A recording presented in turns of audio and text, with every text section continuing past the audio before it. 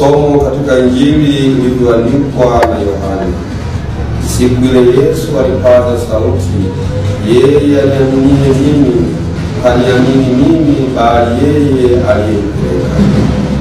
Naye anitazamaye mimi amtazama yeye aliyenipeleka. Mimi nimekuja ili niwe nuru ya ulimwengu, ili kila mtu aniaminie mimi asikae gizani. Na mtu akiyasikia maneno yangu asiyashike, mimi simhukumu, maana sikuja ili nihukumu ulimwengu, ila niuokoe ulimwengu.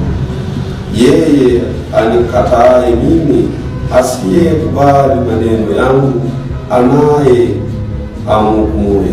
Neno hilo nililolinena ndilo litakalomhukumu siku ya mwisho.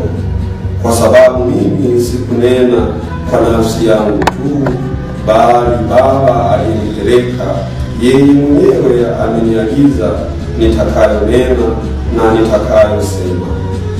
Nami najua ya kuwa agizo lake ni uzima wa milele.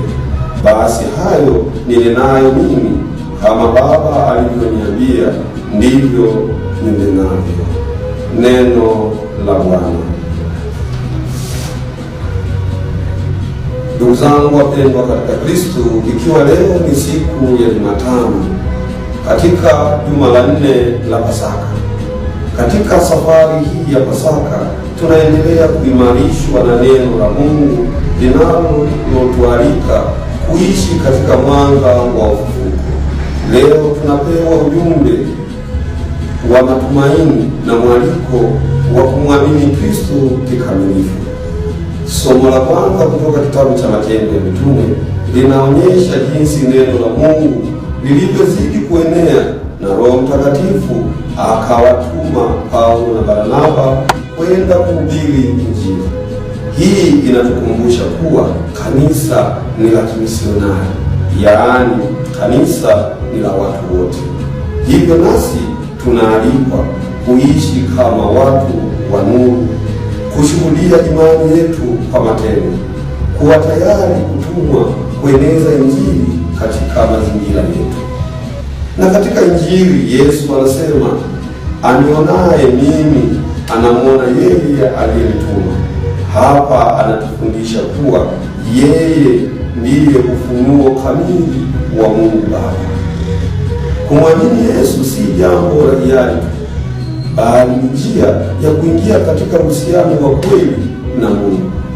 Yesu anaendelea kusema, amekuja kama nuru duniani kwa ajili ya kuangaza giza. Giza hapa ni dhambi, hofu, kukata tamaa au maisha yasiyo na mwelekeo. Nuru ya Kristo inaleta ukweli, msamaha na maisha mapya. Yesu anasisitiza kuwa hasemi kwa mamlaka yake mwenyewe, bali kwa yale aliyotumwa na Baba. Hii ni fundisho la unyenyekevu na utii, kwamba hata sisi tunapaswa kuishi tukifuata mapenzi ya Mungu, si mapenzi yetu tu. Leo tujiulize, je, tunaishi katika nuru ya Kristo au bado tunashiriki giza? Tuchague kumwamini Yesu, kufuata mafundisho yake na kuwa mashahidi wa mwanga wake kwa ulimwengu. Tumsifu Yesu Kristo.